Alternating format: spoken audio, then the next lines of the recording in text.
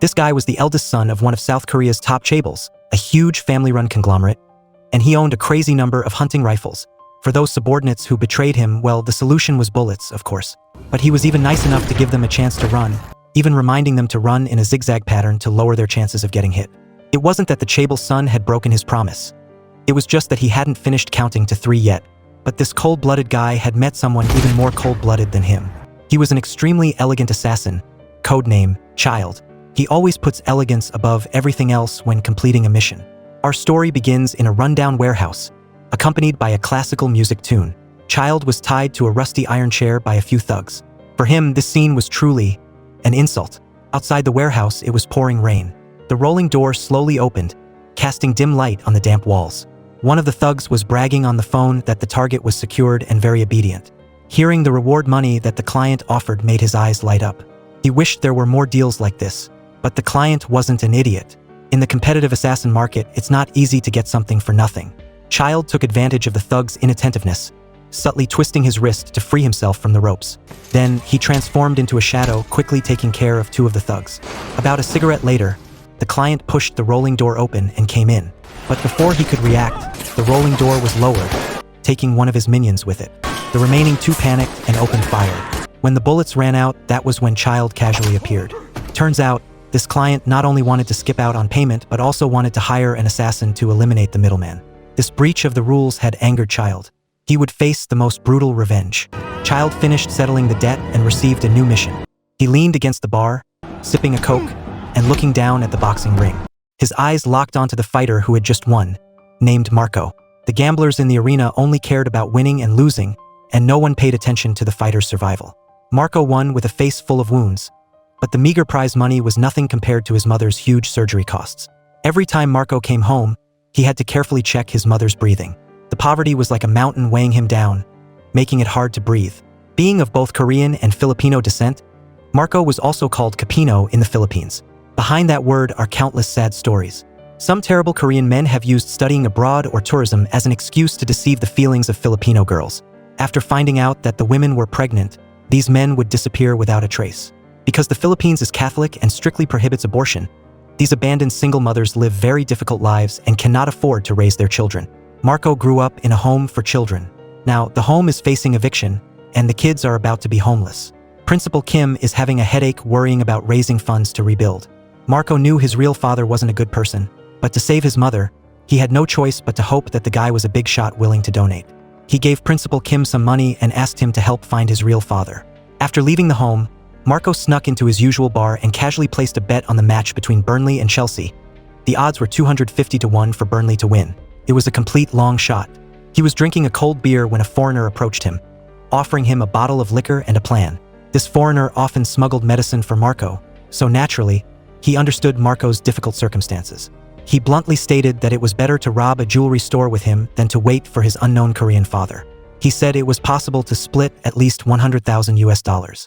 Hearing that he could earn enough money for the surgery, Marco's heart started to race. But since it was still against the law, he didn't dare agree immediately. As he hesitated at the bar door, he didn't notice that the assassin Childe was sitting in a nearby car and watching him. When he pulled out his phone to check, he saw that Chelsea had kept a clean sheet and Burnley had lost, so all the money he bet was gone. He turned his head and looked toward his house. His mother was still lying in bed, waiting for life-saving money. So, Marco gritted his teeth and got into the foreigner's car. The robbery plan was pretty simple. Marco would take the gun the foreigner gave him and go to the back door to take care of the security guard, then cut off the surveillance cameras and the power. The foreigner would break in from the front door to steal the jewelry. But when Marco got to the back door of the jewelry store, he froze in place. He didn't see any security guards. Instead, he saw a group of thugs with clubs surrounding the area. Fortunately, he hadn't wasted his training in the boxing ring, so he faced off against the dozen or so thugs and didn't take any damage. When he touched the gun on his belt, thinking he was safe this time, the thugs just smirked when they saw the gun. Their eyes clearly showed that he'd fallen into a trap. Marco ran for his life, but the foreigner in the red shirt stepped on the gas and drove away. Before he could run far, a car suddenly appeared and hit him. A Korean woman stepped out of the car. Seeing that his face was swollen like a pig's head, she hurriedly took him to the hospital for a comprehensive checkup. After everything was done, she even stuffed a large red envelope into his hands. The two chatted well in Korean, but the woman blurted out, asking him if he was a Capino. This statement immediately touched Marco's sore spot. He immediately left without saying a word. When he left the hospital, Marco was still in a pretty good mood, since he got a free checkup and even earned some money. As he was thinking, Principal Kim called and said that his biological father had contacted him. Principal Kim said that he had seen many cases of children looking for their fathers, but this was the first time the father was looking for his son, which was even rarer than winning the lottery. After everything was done, the principal even stuffed a public phone card into his hands. Not long after, a Mercedes-Benz stopped in front of the home. Lawyer Kong stepped out and said that he was representing Marco's father. His father was not in good health and couldn't come. This lawyer worked extremely efficiently. Before Marco could react, his passport and visa had already been processed. He said that in the Philippines, money could do anything, and even accommodation had been arranged. Lawyer Kong urged him to quickly go to Korea, saying that his father really wanted to see him. Marco's heart was full of doubts. 20-some years without asking anything, why was he suddenly in such a hurry? Still, the money for his mother's surgery had to come from this old man, so he gritted his teeth and went. Marco's biological father's family was extremely wealthy, a large chaebol, but recently, they had run into some trouble because the company's secret fund was exposed, which also involved illegal inheritance. For Childe, who was planning to take over, this was a major blow. While he was worried, Lawyer Kong called and said that everything in the Philippines had been taken care of, and Marco was on his way to Korea. Childe looked at the clock. Everything had been arranged, and they were just waiting for Marco to land. Want to cover up this illegal inheritance scandal? Chief Go, who was standing behind him, had already made arrangements. He had spent money to sign an exclusive advertising contract and a 3-year sponsorship with the newspaper that had revealed the information. So naturally, they retracted the news. Childe gave a wry smile, saying that they made money too easily. Seeing that Childe seemed to resent spending the money, Chief Go quickly said that this was a crucial time for the takeover, so they had to act discreetly to ensure the smooth transfer of power. Originally, Chief Go planned to return to Seoul after reporting on the work, but Childe warmly insisted that he stay for one night, have breakfast, and then leave. Out of politeness, Chief Go had to agree. When everyone had left, only the rhythmic sound of the ventilator remained in the room. On the hospital bed was the chairman of the Conglomerate, Marco's biological father. The elder son leaned over the bed and gently said, "Father, please try a little harder. Marco is on his way." Although the old man was in the final stages of his life, he probably really wanted to see his biological son before he passed away. But the elder brother didn't have any goodwill towards this suddenly appearing younger brother. As he smoked, the elder brother contemptuously called Marco that little brat. This tense atmosphere foreshadowed that Marco's trip to Korea would definitely be fraught with danger. As the youngest son of the Chaebol family, Marco naturally enjoyed first-class privileges when flying. Unexpectedly, Childe was on the same flight. It was Marco's first time on an airplane, so he was extremely excited, completely unaware that someone was slowly approaching him. Childe, with his natural personality, began to act. He knew Marco was very naive and hadn't realized he was in danger, but he didn't know where to start to warn him. He could only tell Marco that speaking American English would be more popular when he arrived in Korea. Although Childe repeatedly emphasized that they were friends, in Marco's eyes, he was just a crazy guy talking to himself. As they were about to get off the plane, Childe couldn't help but whisper something into Marco's ear. Soon after, the plane landed safely, and Marco had set foot on Korean soil. On the second floor of the airport, a woman wearing a purple coat was drinking coffee, and next to her was a girl wearing a school uniform, her eyes always following Marco. Lawyer Kong, who was walking ahead, was talking on the phone with the woman in the purple coat on the second floor, saying that everything in the Philippines had been handled properly. When Marco got into the car, it was still dark. If nothing went wrong on the way, he would meet his father in the morning. But Childe was still an unknown factor. He followed not too close and not too far. Not long after, the identity of the girl in the school uniform was revealed. She was Yoonju, and was the youngest daughter of Chairman Han of the Conglomerate. Yoonju had asked the woman in the purple coat, Garcia, to bring a blue box. What exactly did it contain? Seeing that it was late, Yoonju had to go study early. It seems that even the daughters of the Chaebol family couldn't escape the cycle of competitive education. From the setting of the night to the glimmer of the rising dawn, Marco looked at the land where his father lived with some confusion. The silence in the car made his thoughts tangled like a ball of yarn, as if he were drifting deep into the jungle. The land gradually awakened, but the sun still hadn't risen. Childe looked at the scenery before him and praised, "One never tires of seeing this place." As soon as he finished speaking, 2 men with plastic bags over their heads were stumbling up in front of him. One was Chief Go, a former subordinate of Chairman Han, and the other was the director of the newspaper that had exposed the company's dark secrets. These two had colluded with each other, knowing that the old chairman wouldn't live much longer. so they planned to use this opportunity to extort a large sum from the elder brother. Chief Go had followed the old chairman for over 20 years, but he chose this crucial moment to betray the company. However, saying Chief Go was betraying the company was not as accurate as saying this sly fox was choosing a side. He used information revealed by the youngest daughter, Yoonju, as his entrance ticket. He probably thought Incheol was incompetent, but he didn't expect him to be so ruthless. Faced with the betrayal, Incheol's way of handling things was simple and brutal. The newspaper director was an outsider, so he was directly eliminated. But Chief Go had been with the company for many years, so Incheol, out of respect for the old times, gave him a chance to run. On the other hand, by common sense, the youngest son of a chaebol should receive special treatment, but the driver's attitude was extremely bad, and he even said something strange to Marco that at this age, the body's expiration date was still very long. Hearing this, Lawyer Kong immediately got angry and hurriedly told the driver to shut up.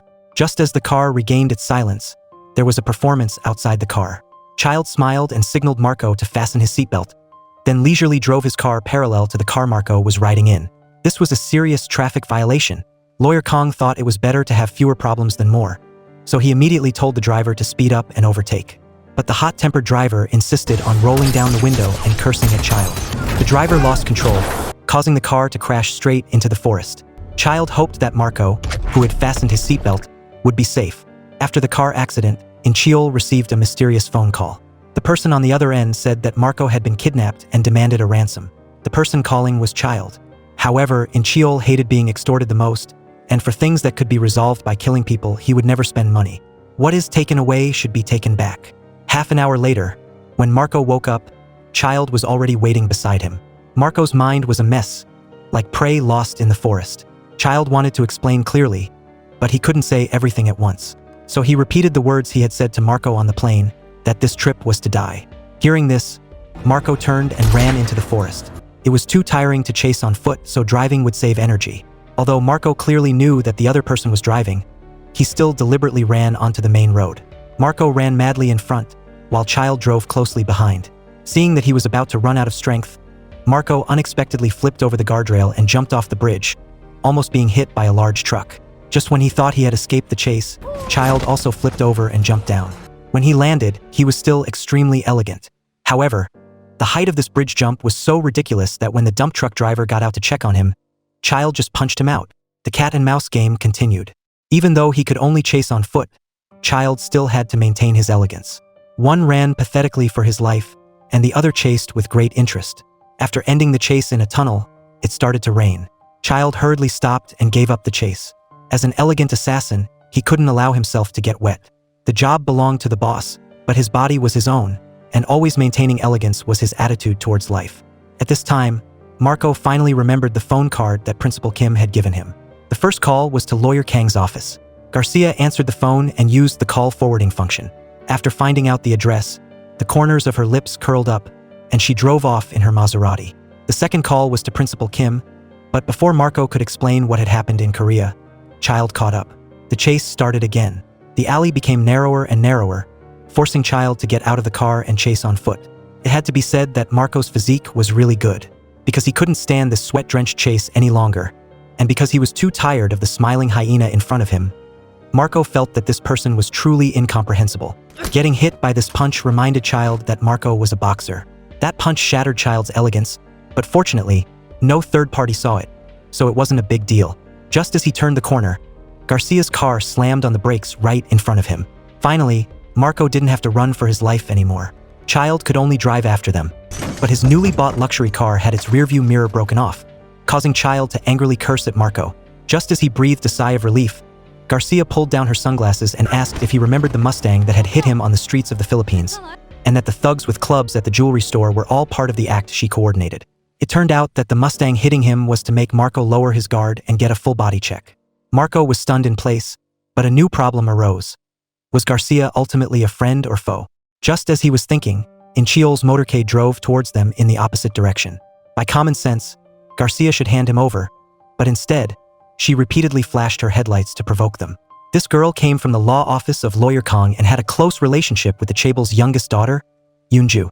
Could it be that she was on Yoonju's side, like Chief Go, who had lost his life? Faced with Incheol's questions, Garcia said over the phone that he had hired Lawyer Kong, and she was just a person who shared the office with Lawyer Kong. After speaking, she immediately drifted, making a U-turn on the spot, making Childe's motorcade dizzy. At this time, Childe's car caught up. Although he lost a rearview mirror, his smile was still elegant. The two cars chased each other on the main road, from the open road to the winding, small roads. One of the cars in Childe's motorcade had a driver with poor driving skills and crashed straight into a ditch. Childe wanted to play the old game of driving parallel again, elegantly waving to Marco, but Garcia reminded him that driving on the wrong side of the road was both unsafe and inelegant.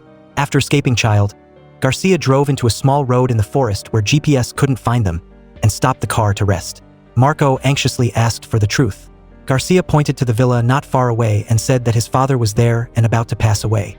His family was the Ho Kyung Group, which ran extremely wealthy education and medical businesses. But with Chairman Han about to pass away, his brother and sister were tearing each other apart to fight for the inheritance. Then the younger sister allied with her mother to have her father make a will and audio recordings. After learning about this, Childe was furious.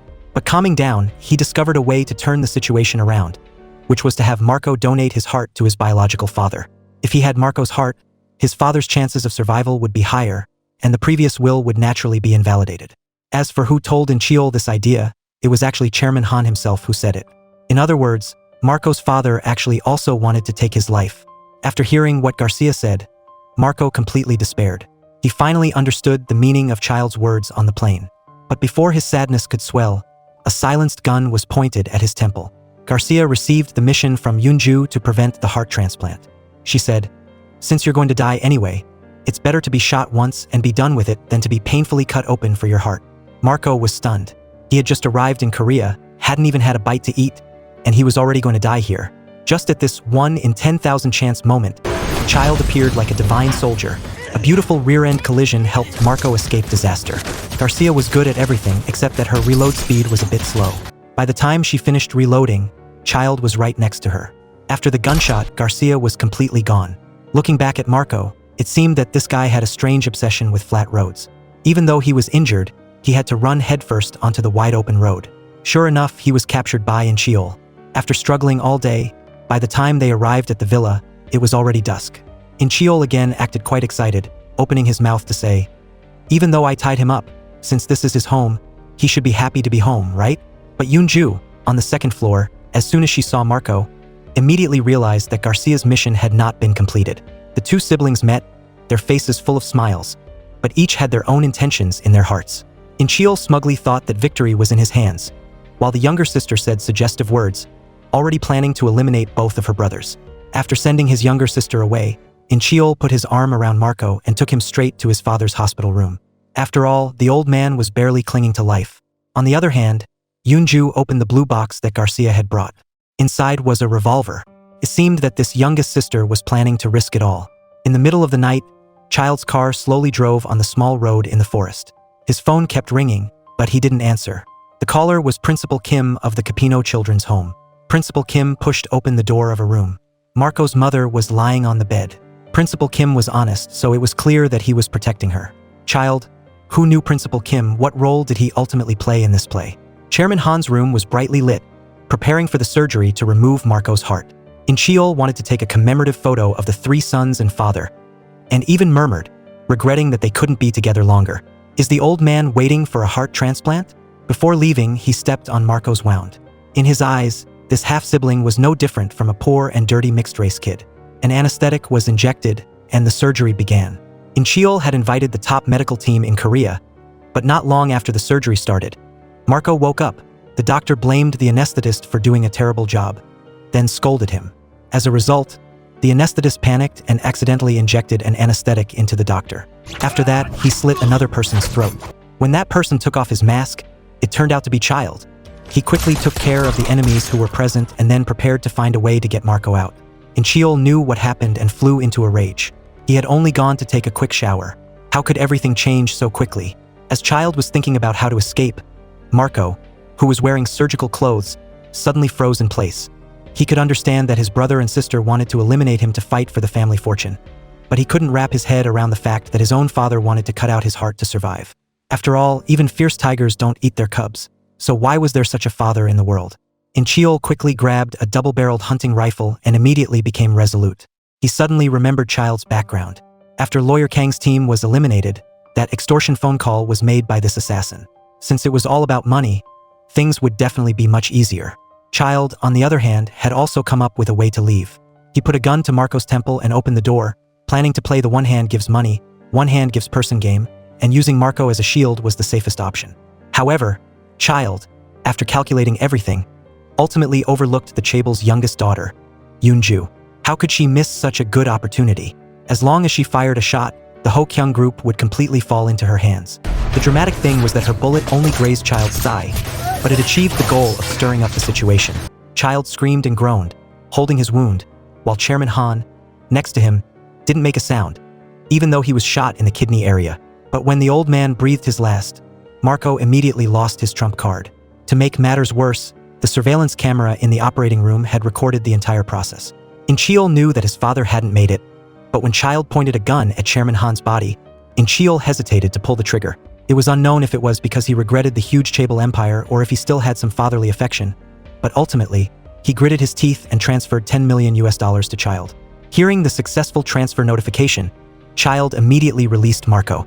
But before leaving, he whispered something in Filipino, that he could rest assured that he wouldn't die tonight. At this time, Incheol suddenly pulled out a gun and pointed it at Childe. Childe kindly reminded Incheol that even if he killed him, he wouldn't be able to get the money back. Incheol coldly laughed and said that he didn't need the $10 million, but Childe had to pay with his life.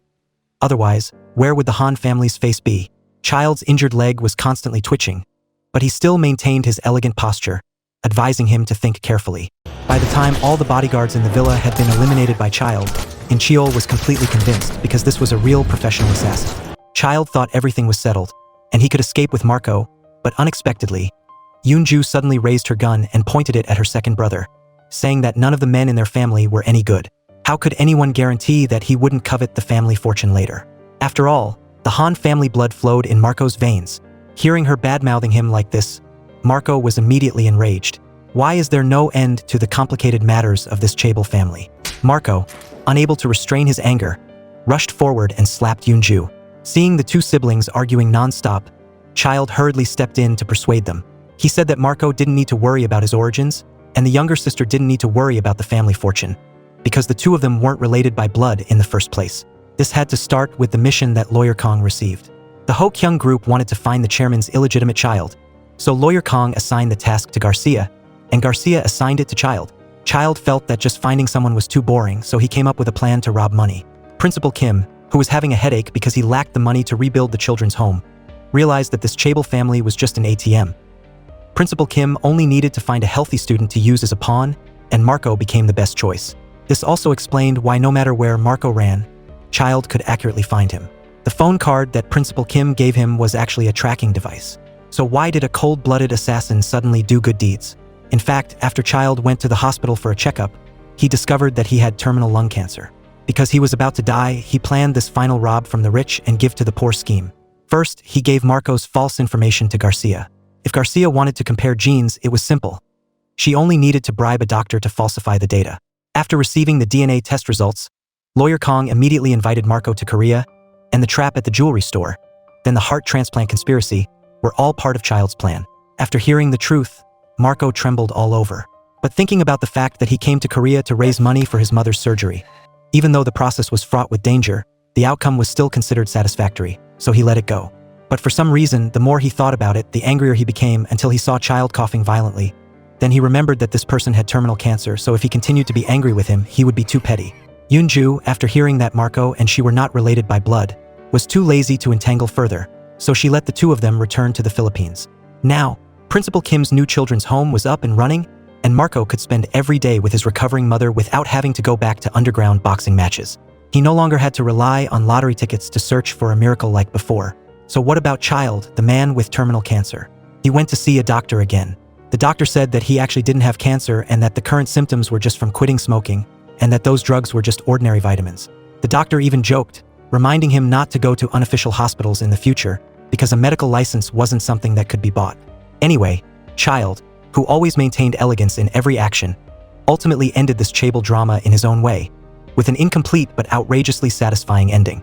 The movie The Chase, after its release, swept the box office market, not only earning 46 million views and 295 billion won in South Korea, but also sweeping the Southeast Asian market, topping the weekly box office in the Philippines and achieving total global revenue of over $30 million, directly proving the strength of director Park Hoon-young. With the nickname the entertainment film production machine, Childe's transformation this time truly reached a divine level.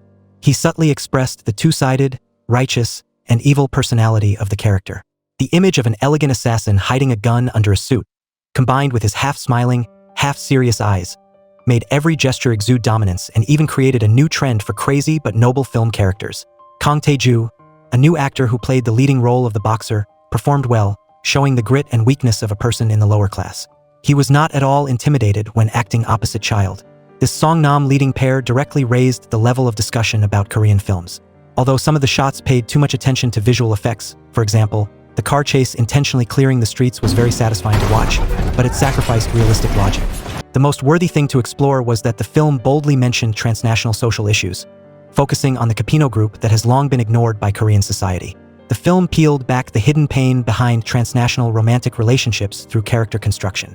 The director used the outer shell of a commercial film to encapsulate a serious topic, which could sow the seeds for real issues in an entertainment film, and this in itself was a breakthrough. Using explosive action scenes and the appeal of the actors to attract box office numbers, while discussing serious issues under the entertainment shell, is still a very commendable thing.